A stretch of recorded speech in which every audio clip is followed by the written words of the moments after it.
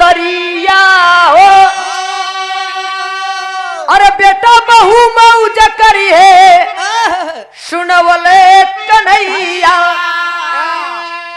दुनिया के मालिक बताए कि ये कहीं बेटवा रही, चाहे वो 4 गो बेटवा रही, मतारी बाप के लोग छोड़ के मेहरारू लेकर के बीबी लेके परदेश चल जाइए।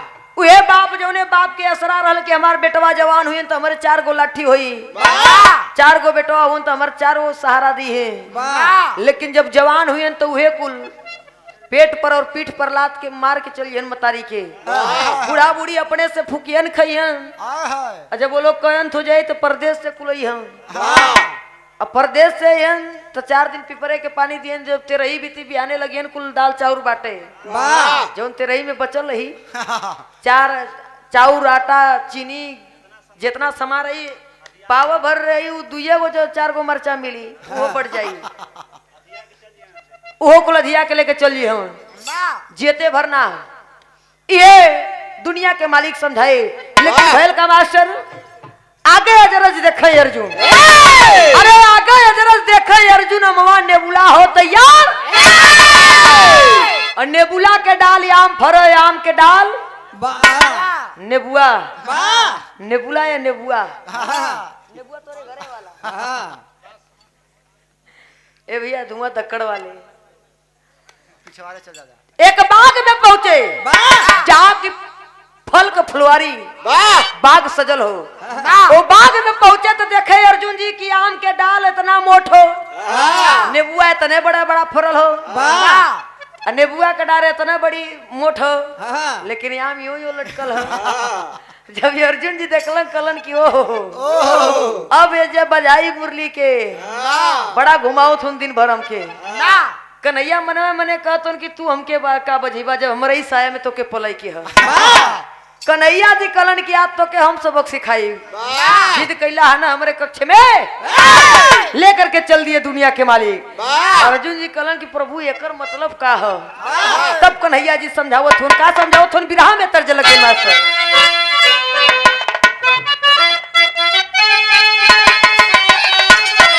ये ठाढ़े रहो मुरली वाले, ये ठाढ़े रहो मुरली वाले, गगरिया धरे धरी लाई।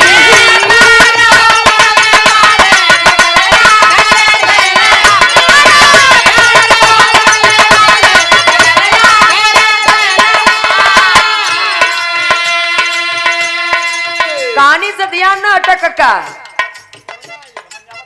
समझ में आओ तो कुछ कुछ ना।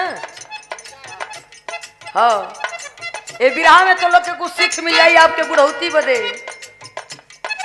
जे जवान भाई हो वो अपने आगे के पीढ़ी सोचे, उठा कर मत ताका है सामने ताका, बहुत दूर ले ताका लो, ये उठा कर तक लो कर काम खत्म हो जाए।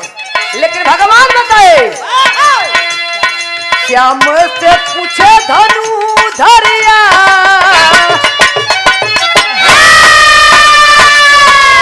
कन्हैया से पूछा तो अर्जुन, श्याम से पूछे धनु धरिया, फुलवारी का छदवा बताई।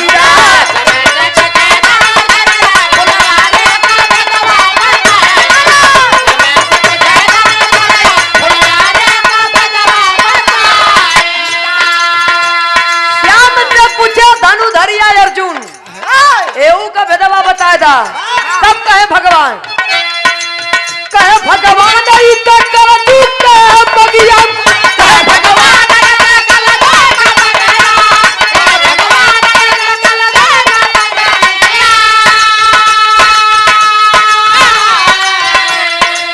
जात पर जात करिया अपने सदिया,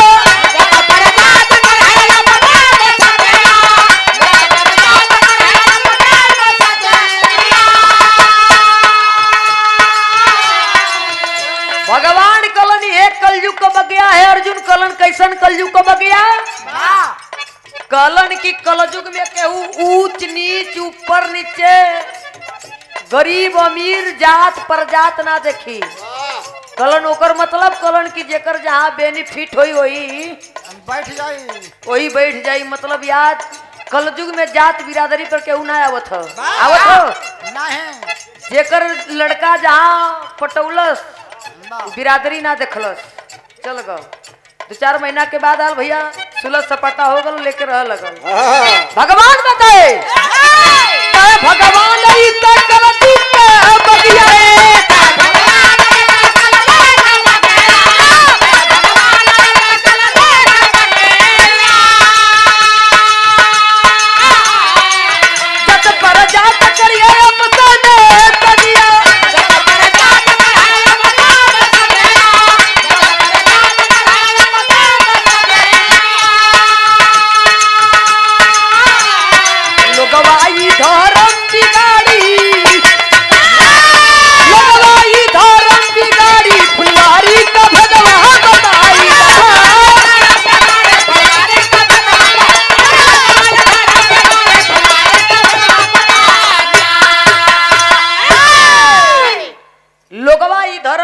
फुलवारी के भेदवा बताए दा। कलयुग में सब अपने धर्म पर ना आई, जात पर ना आई, जेकर मशरफ जहाँ बैठी वही जा देखत हुआ कि ज्यादा पढ़ल लिखल दूसरे बिरादरी के लड़की हो तो चाहे ठाकुर हो, बाभन हो, यही हो, पढ़ते पढ़ते बिया हो जाता।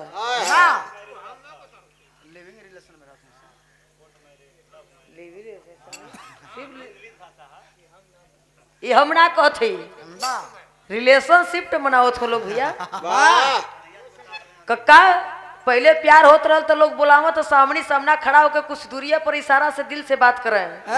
अब का होत पहले इस्तेमाल बाद में विश्वास।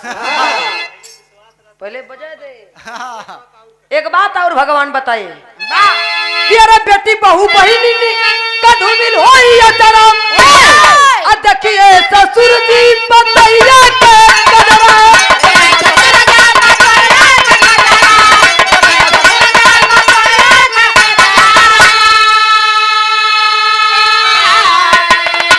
अरे लोगों में देखिए ससुर जी पतोहिया का कजरा कहलन की गांव का पतो है, चाहे गांव का बिटिया है। एक दिल बोली कि चला प्यार कैला, एक दिल बोली कि जायदा गांव का बहन बिटिया, तो बाद में वो कही कि हमार ना है धर्म कहे, ये मनले मनौले कहे।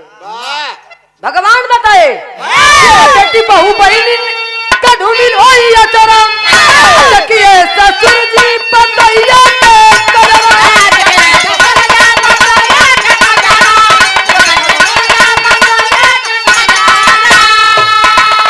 अरे कलयुग में लोग बनी मदारी, अरे कलयुग में लोग बनी मदारी, फुलवारी का भेदवा।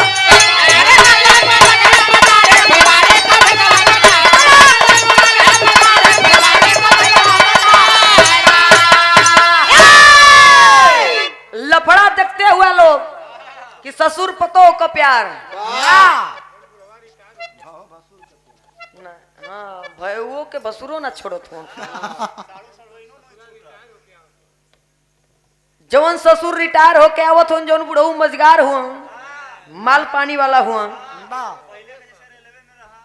रेलवे में हो, चाहे वो देश के जवान हो, चाहे वो नकपाल हो या सिपाही हो, जब रिटायर हो जाते हो तो बड़की पतो चाहे बिचलकी पतो मनचला किस्म का रहे।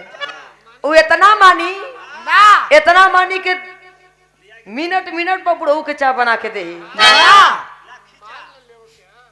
मान ले क्यों से। यहाँ तक कि बतावल गल कि अपन धर्म भी नसा देते लोग। ए बदे भगवान बताए कि देखिए ससुर जी पतोहिया का कजरा, बेटवा विदेश हो, सऊदिया हो, दुबई हो, 4 साल 5 साल हो तो बुढ़वे पानी मांगत हो, उंगली दबावत हो, उहे काजर लियावत हो, सब सिस्टम ओकर पूरा देखत हो। तो ये कहानी नहीं खेबा। भगवान बताए एक बात और विरह में टेरी के भाव का।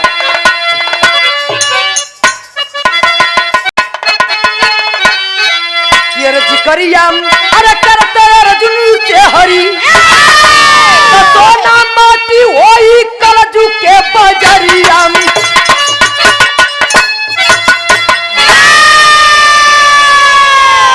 जिकरिया करते करते अर्जुन से हरी, सोना माटी होई कलयुग के बजरिया, जिकरिया करते अर्जुन से हरी। फिर में चौकड़ा के भाव में कहना बा, अरे कुछ दूरी पर देखे अर्जुन, अजर जतूना एक खबर, कर दिता एक मंदिर के ऊपर, चिड़िया बैठी रही सुघर, चटक बेग पर लिखे रहे, पुराने लदे रहे अक्षर, अरे जाली मछलियां मात खा रही, जाली मछलियां मात खा रही, हड्डी निकले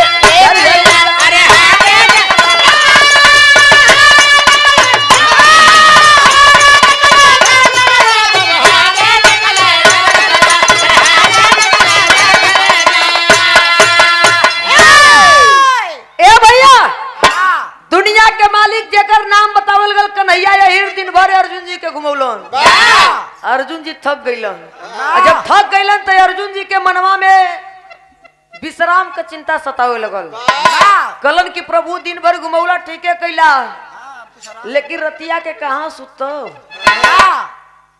जात जात एक बड़ी विशाल मंदिर, बड़ी सुंदर मंदिर भगवान भोले दानी के मिलल।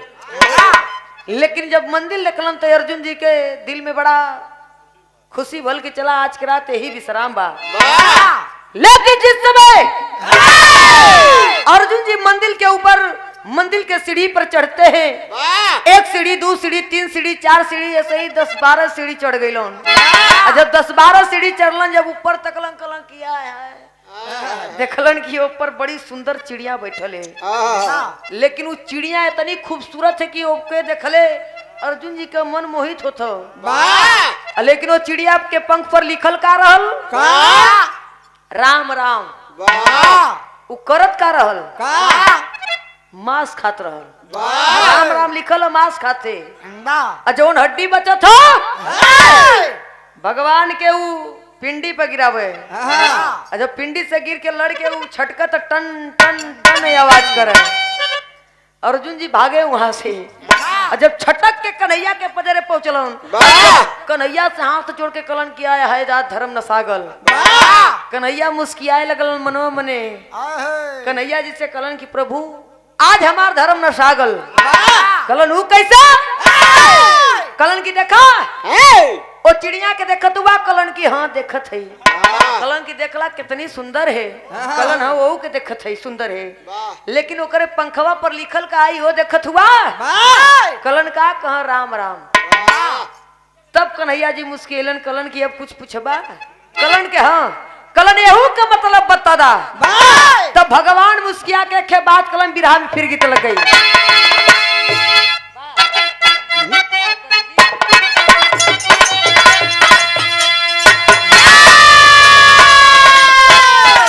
कहो रवि किशन का गोरी कहिया सिखबू कि पहन के आधे पेट का झुल्ला गोरिया घूमे खुल्लम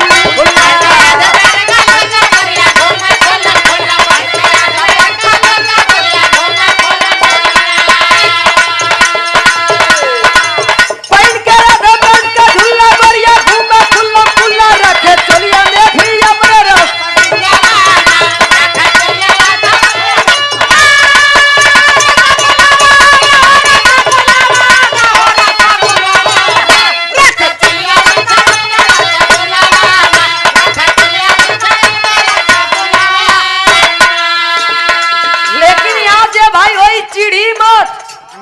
भगवान बतावे चलत हो, हम ना कहती। कन्हैया बताए ओ समय कलन कि ब्राह्मण हो जाए है गर्दुल्ला, दारू पी है खुल्लम खुल्ला।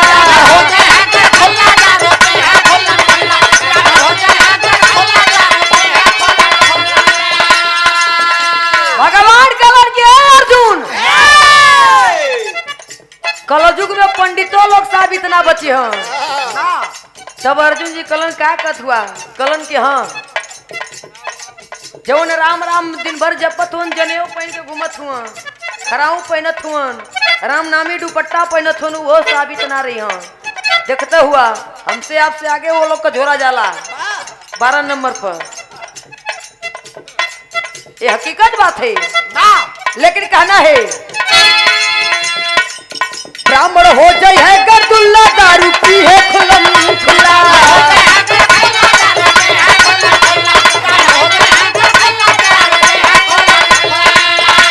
हो जाए है गर्दुल्ला, दारू पी है खुलम खुला। झूठा बोलिए रोजा उठ के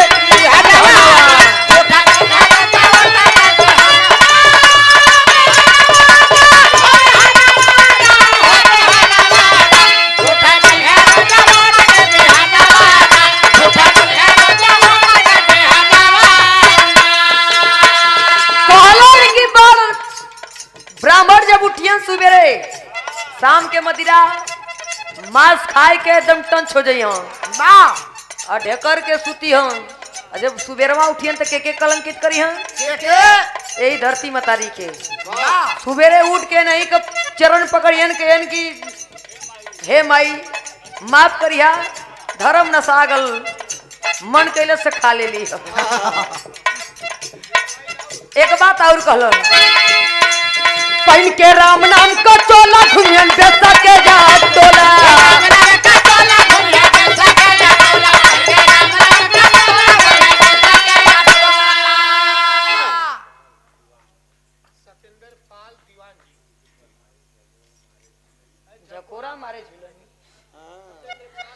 और देखिए हमारे सत्येंद्र पाल दीवान साहब जी की ओर से देखें ऐसे ऐसे महान पुरुष अभी पड़े हैं। तोरा वाली गाई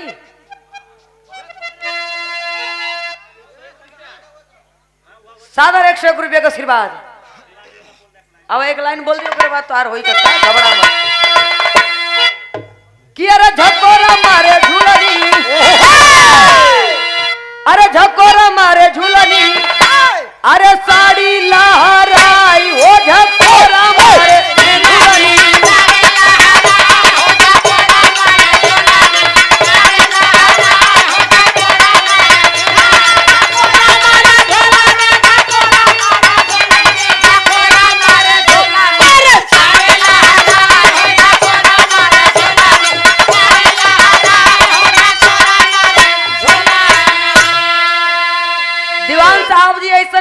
धरती पर गीत आये कोनो कर सीमा ना हो। कुछ कुछ गवैया गावत हुन कि नौ गुंडा मर गए झुलनिया तर दबा के। कितना बड़ी झुलनी रहल भैया, 900 मर गई, 900 गुंडा मर गए झुलनिया तर दबा के। कितनी बड़ी झुलनी रहल। अब पहले गवैया कहा कि नथुनिया पर गोली मारे, सैया हमार हो, जब से सिपाही से भइल न हवलदार हो।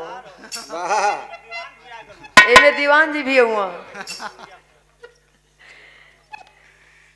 ललकी टिकुलिया लहरेदार टिकुली सटले बानी, आ यही रे टिकुलिया पर 3 जना के रखले बानी। उपजाऊ टिकुली रहल बाबू, पुलिस दरोगा हवलदार। बिल्कुल मत कहा, लेकिन कहा लगल बिरहा में कहानी को गौर कर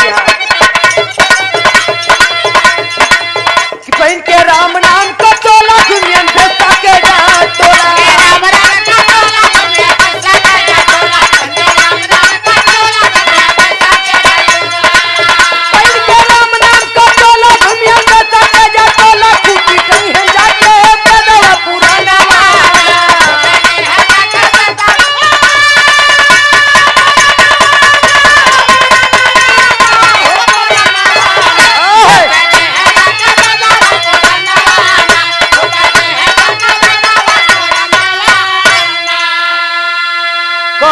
पहन के राम नाम का चोला घूमियन बेसा के जा टोला।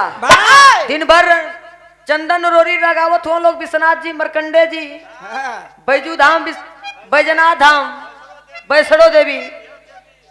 लेकिन जब रात हो तो जब मिजाज गरमात हो लोग का तो गबड़ा जात हो लोग।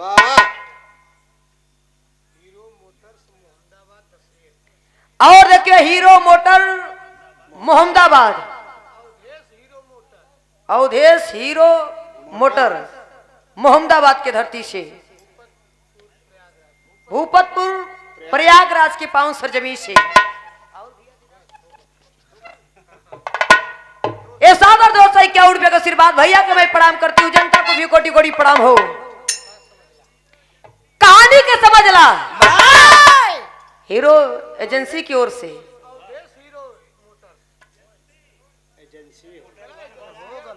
मोटर हो गल भैया, हीरो हो गल।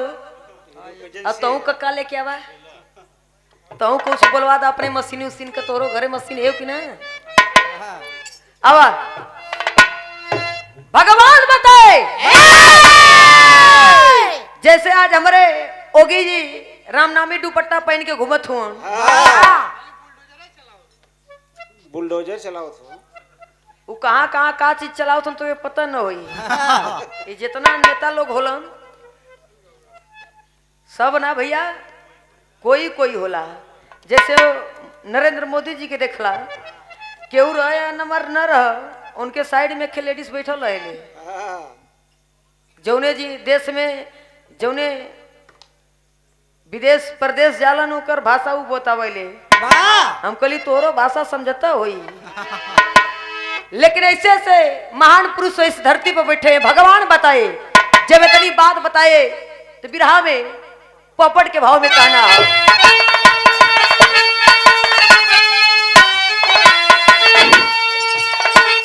कि अरे सन आई कलजुग के जमानवा गिरवर धारी हो, अरे सन आई कलजुग के जमानवा गिरवर धारी हो, अरे बड़का धरियन छोटकन के चरणवा गिरवर धारी हो।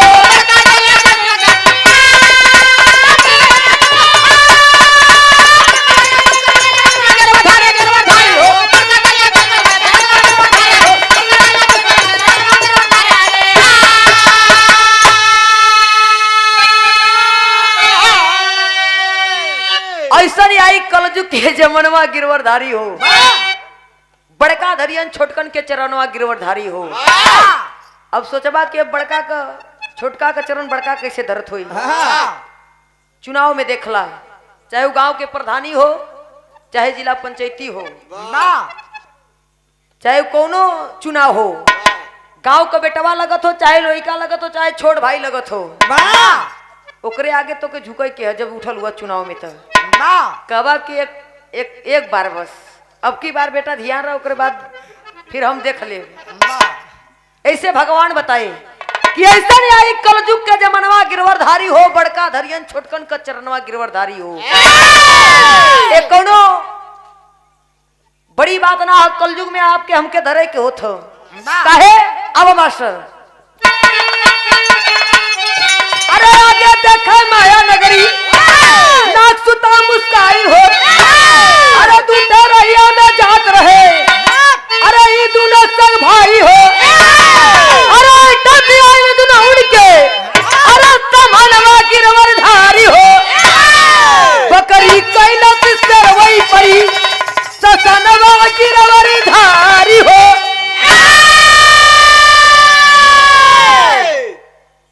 ऐसा नहीं आई कलयुग के जमानवा, सब युग छोड़ दिए, माया नगरी में पहुंच गए, जहां दुनिया का ये धरती का अंत हो जाए, धरती पर क्यों ना रह जाए, रही का जल ही जल। वहां पहुंचे लेकर के दुनिया के मालिक एक पहाड़ के पीछे छिप गए और छिप के कलनी अर्जुन जी के की दिखाई दोनों सब भाई हुआ, एक कब पेड़ से जन्मल हो उनको इन्होंने में वही बनत हो। अब वही बहुत सारा प्यार हो, इतना प्यार हो, इतना प्यार हो कि क्यों देखी तो सोची कि कब हो इन्होंने में दूरी और बिगाड़ ना बनी। लेकिन ये अर्जुन है 10 कदम आगवा बढ़िया, जब माया नगरी में पहुंचे तो देखा इन्होंने के पीछे का होला। बताए दुनिया के मालिक कैसे मास्टर आला के लाइन में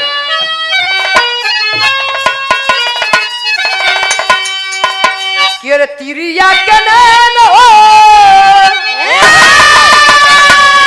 तिरिया के नैन हो, अरे कटारिया से बढ़ के भैया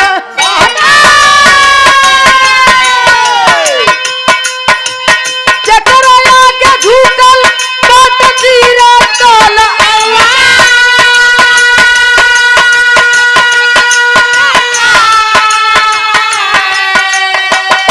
बाबू हो बतावल गल तिरिया के नैन हो कटरिया से बढ़ के नारी जात बड़ी खराब जात होले। अब एक कहा की बहुत बुराई बतियावत थे। नारी जात मेहरारू जगह कहल जाला कस नसाए हो बढ़िया भी है खराब भी है, चाह तो बसा चाह तो उजार दे। तिरिया के नैन हो कटरिया से बढ़ के जकरे आगे झुकल तीर तलवार, चाहे रामायण उठा के देखला चाहे महाभारत उठा के देखला चाहे कलयुग में अपने घर में देखला पाभर दूधे बदे कुल्लड़ जी। अब मेहरारू के बात माने के पड़ी ना मनबा तराती के बजाओ के भी पड़ी। डंडा मतलब ना मानी तो मरेबे करी। माया नगरी में पहुंचे ए भैया हंसत उनको बके नहीं बदे कहते। जब माया नगरी में दोनों लड़का पहुंचे तब लीला देखावत हूं दुनिया के मालिक। एक माया रूपी एक सुंदर नारी का रूप बना करके खड़ी होती है सामने, वो दोनों के सामने। जब लइकवा में से जौन बड़का रहल देखलस तो लगल लरुआए। कुछ मरद होला कि मेहरारून के देख के 61-62 कर लगल, नैन चार होए लगल। वो आत्मा से दिल से सोचा लगल कि मिल जात हमके हमारो जीवन धन हो जात। लेकिन ओकरे मन का पढ़ाई वो माया नगरी पढ़ रही थी कि आज हमरे जाल में फसल हो।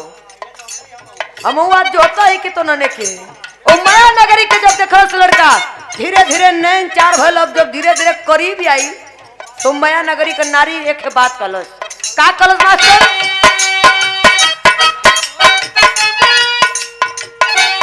लावे हो मिठाई चल ले बड़ा का बिरनवा भैया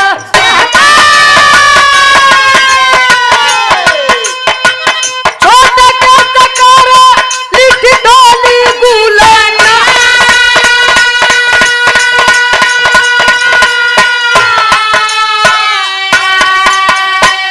जब माया नगरी एक बार मुस्कियाई तो लेके बाद 4 बार मुस्किया है कह के हम लगत तो बेनिफिट हो गल लगत तो जुगाड़ बन जाई। तोरे लाख न हो हमरे लाख है अपने में बात करतू वो दोनों मिले अपने में बतियावत हो। जब कलश की तू हमसे प्यार करेला मुस्किया के कलश कोनो मन पूछे वाली बात है। अब यो पूछबो हम कब से इंतजार कर कि तू बोला हमसे न विश्वास हो तो हनुमान तो है ना कि तो फाड़ के दिखाई। कलश की जब प्यार करत हो तो ये हमार काम कैदा कलश की आज हमार मन हो मिठाई खाए को लिया देवा तो बड़ा उपकार होई। चल देलस और चल देलस यार छोटका कोरिया इठत पहुंचल अपने मस्ती में। जब छोटका के इठत पहुंचल तो लगल ऐसे ऐसे हिल जब हिल लगल तो भेल का मास्टर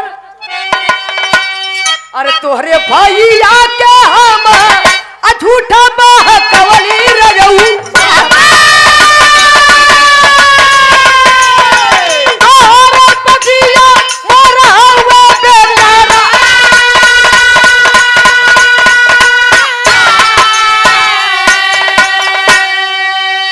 जब ओकरी के नजर बाण चलौलस तो मुस्कियाए लगल और मुस्किया के कलश के तोहार भाई बेवकूफ न हो ओके हम हटौली है कि हम तो से कुछ बतिया ले कलश लइकवा का बतिएबो कलश की प्यार तो हम तो से न करीला। तो ऊ कलश छोटका लइकवा का कलश अरे हंसी के बचनिया बोला छोटा का बिरनवा भैया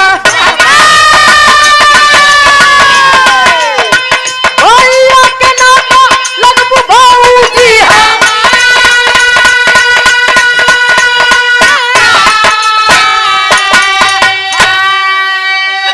हंसी के बचनिया बोला छोटका बिरनवा भैया के नाते लगबू भौजी हमार। एक भौजी का अधिकार का हो हम देवर है तू भौजाई हो तो मान ला तो हम तोहार बेटवा है तू हमार मतारी हो ऐसा मत करा हमार धर्म मत नसवा। तय समय आ गई और जब तय समय आ गई सोच गई कि लगत ई फंसी वसी बड़ा सीधा आदमी लगा था। हाँ मर्दना रंग रूठ होलो मेहरुआ बड़ी मन चला किस्म को होले सुंदर मर्द देख लियन 5 फुट्टा खूबसूरत तो सोचियन कि आए हाय रे अंदर से लगियन कुल फूला पचका कि मिलल होत हमारे जीवन में हमारे तकदीर में हमार मर्द बनल हो तो हमार जीवन धन हो गल हो। जब इतनी बात उ नारी कलश की तोरे भैया के हम झूठा बकौली रह जाऊ तोरे पजिया मोर हुए बेकरार वो हंस के कलश की भौजी के भैया के नाते लगबू भौजी हमार तू मतारी हूँ हम तोहर बेटवा ही। इतनी बात जब वो नारी सुनती है माया रूपी बाबू हो अपने बदन का कपड़ा फाड़ती है और बदन का कपड़ा फाड़ कर क्या मेहरारू का नाटक जनबे करेला लगल रोवे इतना रोवे लगल कि जो मिठाई लेके आवत रहल पहले कुछ दूरी पर 10-20 कदम देखलस लगल दौड़े कि कैसन उघार हो गई।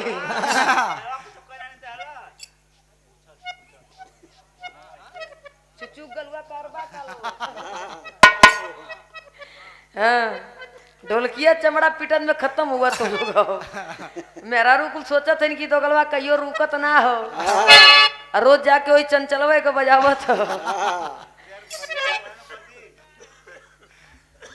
इतनी बात जो ने बरोज भाई उन्हों के मेहरारू तो से बजवाई देखा को बस चिल्ला जौना समय तनी बात ओ नारी अपना मर्द से कहलस कि ना आयल होता तो तोहार जन छोटका भैया हो तोहरा इज्जतिया उतार लेता आज तोहरे आबरू तोहार पानी लूट लेत। इतनी बात सोलस मिठाई पकड़स उधर लेके हाथ में कटारी चलल और जब चलल तब नारी देखलस कि अब दोनों अपने में खूंखार रूप पकड़त हुआ तो मने मने मुस्किया थे कि आज हमार काम बन गल। ओ माया रूपी नारी मुस्किया रही है लेकिन कन्हैया जी अर्जुन जी के कलन की दिखाए जे कलजु कंत होए वाला है खड़ी के लाइन में कहना बा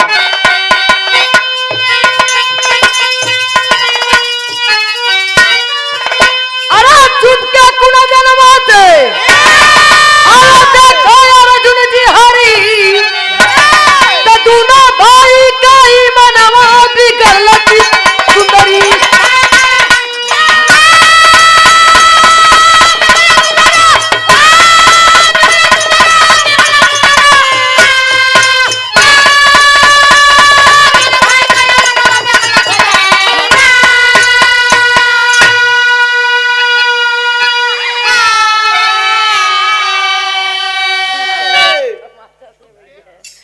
छुपके को नजरवा से देखा अर्जुन जी हरी दोनों भाई कई मनवा बिगड़ला सुंदरी नारी के रुआला पर नच जाए और मर्द के हंसला पर नच जाए। मर्द अपने अंदर कितना बड़ा दर्द छुपा के हंसत हो ओकरा हंसले पर मत जिहा और नारी रोत है कितनी बड़ी नाटक चोरी छिनारा छिपाई के रोवत है ओकरा रोला पर मर्द न जा पारखी रही तो परख ली काहे बदे रोते। लेकिन बतावल गल कि छुपके कुन जनवा से देखा अर्जुन जी हरी और दोनों भाई कई मनवा बिगड़ल सुंदरी कहना है देख बड़ा भाई कवार अरे गुस्सा हुआ छोटा भाई लेकर तारी एक दूजे पर अरे चलाई चलहली दूना का मरनवा बिगड़ल सुंदरी।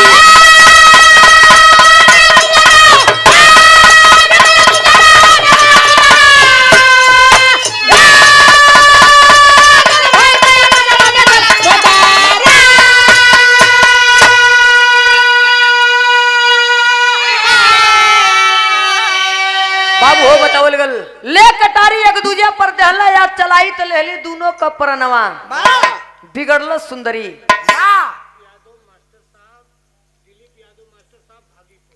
ये हमारे दिलीप साहब मास्टर जी की ओर से दिलीप यादव मास्टर साहब जी की ओर से भागीपुर के पावन धरती से सादर 100 रुपये का आशीर्वाद बहुत बहुत पलगी हो। बतावल गल जब दोनों अपने आपस में लड़ाई किए और एक दूजे पर कटारी चला करके जौने समय दुनिया से इस संसार से जब विदा भइलन तो ही माया नगरी जा करके दुनहुन के लाशी पर लात रख के मुस्किया थे और हंसत थे खखा के और हंस करके फिर माया रूपी नगर रूप बना करके फिर अपने माया में हो जाती है। लेकिन कन्हैया जी जब अर्जुन जी के देखलन तो अर्जुन जी भावुक हो जाते हैं और भावुक होकर के एक बात कहलन कन्हैया जी समझावत हुआ। सजल दिखाए अर्जुन जी को किसने कलयुग का झांकी, अरे कलयुग में सब कलंकित, अरे केहू न रही बाकी, सकरिया तू फिर गई गुना नवा बिगड़ लती।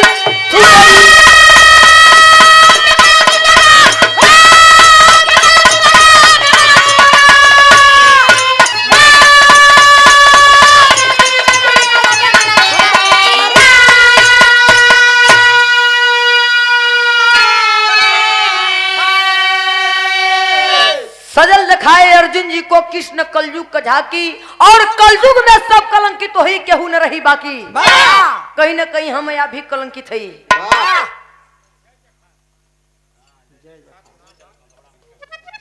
लेकिन बाबू हो बताओ लगल हम भी आप भी गुनाह करीला, लेकिन कहावत में बुढ़ऊ लोग कहलन कि सूझेला तो बुझेला ना, और बुझेला तो सूझेला ना। हम लोग भी कलंकित है ये धरती पर, लेकिन कहना है खानदान का परिचय बा। गुरु बिहारी गुड़ गए खत्म हुआ दस्तान,